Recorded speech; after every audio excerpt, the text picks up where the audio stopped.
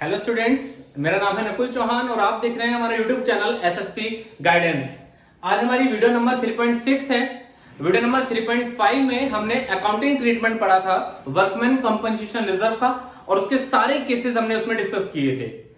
आज जो हमारा इसमें अकाउंटिंग ट्रीटमेंट है वो हम क्या पढ़ने वाले हैं, इन्वेस्टमेंट फ्लक्चुएशन रिजर्व का अकाउंटिंग ट्रीटमेंट कैसे किया जाता है। जैसे वर्कमैन कंपनसेशन रिजर्व का अकाउंटिंग ट्रीटमेंट था, हमने जनरल एंट्रीज पढ़ी थी, ऐसे ही हमारा अकाउंटिंग ट्रीटमेंट आज हम पढ़ेंगे जो इन्वेस्टमेंट फ्लक्चुएशन रिजर्व मतलब एक और एडिशनल रिजर्व्स के बारे में होगा। मैंने लास्ट क्लास में बताया था कि रिजर्व क्या होते हैं, जो हमारे फ्यूचर की अनसर्टेनिटी से या फिर फ्यूचर के पॉसिबल लॉसेस को कवर करने के लिए आज करंट एट प्रेजेंट मेंटेन करे जाते हैं। बिजनेस के अंदर आज एट प्रेजेंट जो भी सेविंग करी जा रही है ताकि हम फ्यूचर के लॉसेस को कवर कर सकें, तो वो रिजर्व हमारे क्या कहलाते हैं, जितने भी जनरल। बट अगर मैं कहता हूं इनको एक स्पेशल पर्पस के लिए बनाया जाता है तो वो क्या बन जाते हैं, specific reserve. Investment fluctuation reserve भी एक स्पेसिफिक रिजर्व है। हमारे बिजनेस ने कहीं पर इन्वेस्टमेंट करी है, इन्वेस्टमेंट की मार्केट वैल्यू जो होती है वो फ्लक्चुएट होती है। इन्वेस्टमेंट की मार्केट वैल्यू बढ़ भी सकती है और इन्वेस्टमेंट की मार्केट वैल्यू घट भी सकती है। और ये बढ़ना और घटना ये हमें कैसे पता लगता है, हमारी बुक ऑफ अकाउंट से। हमारी अकाउंटिंग बुक में जो वैल्यूज होती हैं वो होती है बुक वैल्यू। मार्केट में जो वैल्यू चल रही है वो है मार्केट वैल्यू। अब मार्केट वैल्यू बुक वैल्यू के बराबर भी हो सकती है, उससे ज्यादा भी हो सकती है और उससे कम भी हो सकती है। अगर मार्केट वैल्यू बुक वैल्यू से ज्यादा है तो हमारे बिजनेस को फायदा होगा। मार्केट वैल्यू बुक वैल्यू के बराबर है, ना हमें कोई प्रॉफिट हो रहा ना ही हमें कोई लॉस हो रहा। बट अगर मार्केट वैल्यू बुक वैल्यू से कम होगी तो हमारे बिजनेस में लॉस क्रिएट होते हैं। और अगर मार्केट वैल्यू बुक वैल्यू से नीचे गई तो ऐसी कंडीशन में हमें इसके लिए भी एक रिजर्व मेंटेन करना होगा, क्योंकि ये हमारा एक पॉसिबल लॉस है। इन्वेस्टमेंट की वैल्यू पर हमें लॉस हो सकते हैं। इन्हीं लॉस को कवर करने के लिए हम क्या बनाते हैं, इन्वेस्टमेंट फ्लक्चुएशन रिजर्व। इन्वेस्टमेंट की फ्लक्चुएशंस की वजह से जब हमें लॉसेज होते हैं तो उन्हीं लॉस को कवर करने के लिए एक रिजर्व बनाया जाता है जिसको इन्वेस्टमेंट फ्लक्चुएशन रिजर्व कहा जाता है। और इस इन्वेस्टमेंट फ्लक्चुएशन रिजर्व को मैं यहां पर एंट्रीज में IFR से शो करूंगा। पेपर में जब भी क्वेश्चन आता है तो हमेशा इसे कंप्लीट लिखना होगा, इन्वेस्टमेंट फ्लक्चुएशन रिजर्व, शॉर्ट में नहीं। मैं सिर्फ स्पेस की वजह से यहां पर इसको शॉर्ट में IFR लिखूंगा, ठीक है। देखो एग्जांपल के लिए एक कंपनी की, एक फर्म की पार्टनरशिप की बैलेंस शीट दी है और इस बैलेंस शीट के अंदर हमें दो टर्म्स दे रखे हैं। एक तो है इन्वेस्टमेंट फ्लक्चुएशन रिजर्व। रिजर्व हमारी लायबिलिटी होते हैं, इसलिए वो लायबिलिटी साइड में गिवन होगा। मान लो इन्वेस्टमेंट फ्लक्चुएशन रिजर्व हमें कितना दे रखा है, 10,000 रुपीज। ये हमारे पास हमारे पार्टनरशिप बिजनेस ने पहले से इतना मेंटेन कर रखा है। साथ के साथ हमें यहां पर इन्वेस्टमेंट दे रखी है, इन्वेस्टमेंट, और ये इन्वेस्टमेंट कितने रुपए से है, 1 लाख रुपीज से। हमें बैलेंस शीट के अंदर रिजर्व पहले से दे रखा है कि हमारे फर्म ने कितना रिजर्व मेंटेन कर रखा है, और साथ के साथ हमें इन्वेस्टमेंट की वैल्यू भी दे रखी है। अगर मैं इस इन्वेस्टमेंट की वैल्यू की बात करूं तो ये इन्वेस्टमेंट की वैल्यू BV और MV में शॉर्ट में लिखूंगा। BV का मतलब बुक वैल्यू से है और MV का मतलब होगा मार्केट वैल्यू। बुक वैल्यू जो है उसकी 1 लाख रुपीज है। हो सकता है जब हमने इसकी मार्केट वैल्यू चेक करी तो मार्केट वैल्यू भी कितने रुपए से थी, 1 लाख रुपीज से। ये इसका सबसे पहला केस, जब बुक वैल्यू और मार्केट वैल्यू एक दूसरे के क्या हो, बराबर हो। पहला केस हमारा क्या होगा, व्हेन बुक वैल्यू और market value of investment are same. अगर बुक वैल्यू और मार्केट वैल्यू इन्वेस्टमेंट सेम है तो क्या हमें कोई लॉस हुआ, नहीं। यहां पर हमें कोई भी लॉस नहीं हो रहा है, इसलिए रिजर्व तो यूटिलाइज ही नहीं हुआ। और अगर रिजर्व यूटिलाइज नहीं हुआ तो इस सारे रिजर्व को पार्टनर्स में क्या कर देंगे, डिस्ट्रीब्यूट कर देंगे। तो पहले केस के अंदर इस रिजर्व को पार्टनर में डिस्ट्रीब्यूट करा जाएगा। एंट्री पास होगी investment fluctuations reserve account debit to partners capital account. मैंने पार्टनर कैपिटल शॉर्ट में लिखा है, कंप्लीट लिखना है हमेशा तुम्हें जब भी जो एंट्री पास करनी है। Investment fluctuation reserve account debit to partners capital account, और ये जो पार्टनर के कैपिटल अकाउंट में डिस्ट्रीब्यूट करा जाएगा ये किस रेशियो में होगा, ओल्ड रेशियो में। सभी पार्टनर्स इसको ओल्ड रेशियो में डिस्ट्रीब्यूट कर देना। क्लियर है। फर्स्ट केस डायरेक्ट केस था। बट अगर मैं सेकंड केस की बात करूं तो हो सकता है मार्केट वैल्यू जो हो वो कम हो सकती है, किससे, बुक वैल्यू से। अगर मार्केट वैल्यू बुक वैल्यू से कम है तो एक बात कंफर्म है, इस वाली कंडीशन में इन्वेस्टमेंट पर फर्म को क्या होगा, लॉस होगा। फर्म की वैल्यू घटेगी तो ऑब्वियस सी बात है फर्म को लॉस हो रहा है। बट कितना लॉस होगा उसी के हम डिफरेंट केसेस देखेंगे। हो सकता है मार्केट वैल्यू, इस केस में मैं यहां पर 3 अलग अलग केसेस लिख रहा हूं। मार्केट वैल्यू जो है 1 लाख रुपए से कम होती है, मान लो मार्केट वैल्यू जो है वो कितनी हो जाती है 95,000। मार्केट वैल्यू का हमें लॉस कितना हुआ, हमारी 1 लाख मार्केट वैल्यू थी जबकि आज कितनी है 95,000। भाई बुक वैल्यू जो है वो कितनी है 1 लाख रुपए, हम 1 लाख रुपए से कंपेयर कर रहे हैं। हमारी मार्केट वैल्यू 95,000, इसका मतलब 5,000 रुपए का लॉस हुआ। और ये लॉस का जो अमाउंट है वो ये लॉस का जो अमाउंट है वो इन्वेस्टमेंट फ्लक्चुएशन रिजर्व के अमाउंट से कम है। मैंने क्या लिखा है, fall in the market value, market value में होने वाली जो कमी है कितने की हुई 5,000 की, is less than the investment fluctuation reserve. ये इन्वेस्टमेंट फ्लक्चुएशन रिजर्व के अमाउंट से क्या है, कम है। क्लियर है। सेकंड ऐसा भी हो सकता है, मान लो 95,000, चलो मैं इसको पहले साथ साथ बताता हूं। अगर हमें 5,000 रुपए का लॉस हुआ तो एक बात तो कंफर्म है, 5,000 के लॉस को हम रिकवर कर लेंगे किससे, रिजर्व से। जितना लॉस हुआ उससे ज्यादा हमारे पास रिजर्व मेंटेन था। 5,000 का लॉस हो रहा है, रिजर्व कितना मेंटेन है 10,000, तो आराम से रिकवर कर सकते हैं। इन्वेस्टमेंट की वैल्यू जब घटेगी तो 5,000 के लॉस को तो हम कवर कर लेंगे आईएफआर से, बट अभी भी तो 5,000 रिजर्व बचा, उसका तो यूटिलाइजेशन ही नहीं हुआ। और अगर उसको यूटिलाइजेशन नहीं हुआ तो उसे पार्टनर्स में डिस्ट्रीब्यूट कर दिया जाएगा।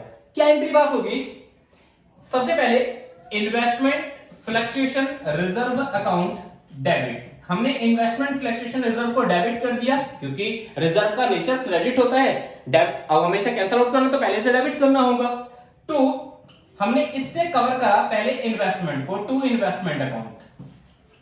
इन्वेस्टमेंट हमने क्रेडिट करा क्योंकि इन्वेस्टमेंट की वैल्यू घटी और इन्वेस्टमेंट की वैल्यू 1 लाख से घटकर कितनी होगी 95,000, तो 5,000 रुपए इन्वेस्टमेंट घटा है, 5,000 से इन्वेस्टमेंट हमने क्रेडिट कर दिया, यहां पर ये 5,000 से क्रेडिट हो जाएगा। अब हमें पता है अभी भी हमारे पास ये 10,000 है, ये 5,000, अभी भी 5,000 रिमेनिंग है, वो कहां गया, पार्टनर्स में वो डिस्ट्रीब्यूट हो जाएगा क्योंकि वो रिमेनिंग है, अनयूटिलाइज्ड पोर्शन है, सारा का सारा पार्टनर्स में डिस्ट्रीब्यूट कर दो। तो to partners capital account. Clear है, ये होता है हमारा इसका सेकंड केस। अगर मैं इसकी बात करूं तो ये भी किस में डिस्ट्रीब्यूट होगा, ओल्ड रेशियो में। नेक्स्ट इसके बाद हो सकता है मार्केट वैल्यू 95,000 की जगह कितनी हो जाए 90,000। मैं यहां पर डिफरेंट केस ले रहा हूं, अब इसको हटाओ, इसको सोचो। अगर 1 लाख हमारी बुक वैल्यू थी और आज करंट में मार्केट वैल्यू 90,000 होगी तो हमारी इन्वेस्टमेंट की जो वैल्यू है ना वो 10,000 रुपए से घटी है। हमारा लॉस 10,000 रुपए से हुआ इन्वेस्टमेंट पर, और जबकि हमारे रिजर्व कितना बना रखा था 10,000। तो मार्केट वैल्यू में होने वाली जो कमी है या फिर जो हमें मार्केट वैल्यू पर लॉस हो रहा है वो बिल्कुल रिजर्व के बराबर हो रहा है। अगला केस यही बनता है, fall in the market value is equal to investment fluctuation reserve. Market value में होने वाली जो कमी है वो क्या है, इन्वेस्टमेंट फ्लक्चुएशन रिजर्व के बिल्कुल बराबर है। 10,000 से मार्केट वैल्यू घटी और 10,000 क्या था, रिजर्व। हम रिजर्व से सारी मार्केट वैल्यू को के लॉस को कवर कर सकते हैं। जो भी मार्केट वैल्यू पर हमें लॉस हो रहा है उस लॉस को हम सारे को कवर कर पाएंगे। बट क्या अब हमारे पास इन्वेस्टमेंट फ्लक्चुएशन रिजर्व बचेगा, 10,000 था, 10,000 का 10,000 सारा यूज हो गया, तो इसका मतलब आईएफआर तो बचा ही नहीं, और अगर बचा ही नहीं तो पार्टनर्स में कुछ भी डिस्ट्रीब्यूट नहीं होगा, सारा रिजर्व इन्वेस्टमेंट के लॉस की वैल्यू को कवर करने के लिए यूज कर लिया जाएगा। एंट्री पास होगी इसमें investment fluctuation reserve account debit to investment account. हमने क्या करा यहां पर, जो रिजर्व की वैल्यू थी उसको 10,000 से डेबिट कर दिया क्योंकि रिजर्व खत्म, रिजर्व तो हमने लॉस कवर करा है, और लॉस कवर करने के लिए हमें इन्वेस्टमेंट की वैल्यू को भी घटाना पड़ा क्योंकि इन्वेस्टमेंट अब हमारी पहले से कम वैल्यू पर है। क्लियर है। हो सकता है मार्केट वैल्यू जो है वो इसकी कितनी हो जाए 80,000। अब मैंने यहां पर उसे इतना लॉस दिखा दिया कि वो रिजर्व से भी ज्यादा लॉस हो गया। मार्केट वैल्यू जो है 1 लाख से अब कितनी पहुंच चुकी है 80,000, बुक वैल्यू 1 लाख है जबकि मार्केट वैल्यू 80,000 है, 20,000 रुपए का लॉस हो रहा है। क्या रिजर्व तुमने 20,000 बना रखा है, नहीं, रिजर्व तो हमारा 10,000 है। तो फिर 10,000 कहां से लाएं, 10,000 फर्म अपने पॉकेट से भरेगी, फर्म का ये एक्स्ट्रा लॉस होगा और फर्म अपने लॉसेस को रेवोल्यूशंस में बेचती है, तो ये वाला लॉस फर्म अपने रेवोल्यूशन में बेच देगी। एंट्री क्या पास होगी, सबसे पहले investment fluctuation reserve account debit. अगर मैं क्वेश्चन के अकॉर्डिंग बात करूं, जो मैं एग्जांपल लेके चल रहा हूं, तो इन्वेस्टमेंट फ्लक्चुएशन हमारा डेबिट हो जाएगा 10,000 से, क्योंकि रिजर्व तो ऑब्वियसली बात है जब कुछ है तो उसको तो यूज करोगे। एक जो 10,000 है इतना रिजर्व हमने यूज कर लिया, बट हमें इन्वेस्टमेंट की वैल्यू 20,000 से घटानी है। इस बार पहले हमने 5,000 से घटाई थी, फिर हमने 10,000 से, और फिर हमने 20,000 से। तो यहां पर हम जब 20,000 से इसकी इन्वेस्टमेंट की वैल्यू घटाएंगे तो 20,000 का मतलब क्या है, 10,000 तो हमने रिकवर करा आईएफआर से, बट अभी 10,000 कहां से है, क्योंकि अब तो रिजर्व मेंटेन ही नहीं है। तो एक्स्ट्रा 10,000 फर्म कहां से लाएगी, रेवोल्यूशन से। फर्म का ये लॉस है तो फर्म इसे कहां डेबिट कर देगी, रेवोल्यूशन में। तो एंट्री होगी रिवैल्यूएशन अकाउंट डेबिट टू। अब हमें पता है हमें इस चीज ये जो हमने डेबिट करा है ये क्यों करा है, क्योंकि हमें इससे इन्वेस्टमेंट की वैल्यू कवर करनी थी। तो टू इन्वेस्टमेंट, साथ के साथ इन्वेस्टमेंट की वैल्यू भी घटा देंगे, टू इन्वेस्टमेंट अकाउंट। ये हमारे पास इसकी पहली एंट्री पास करी जाएगी।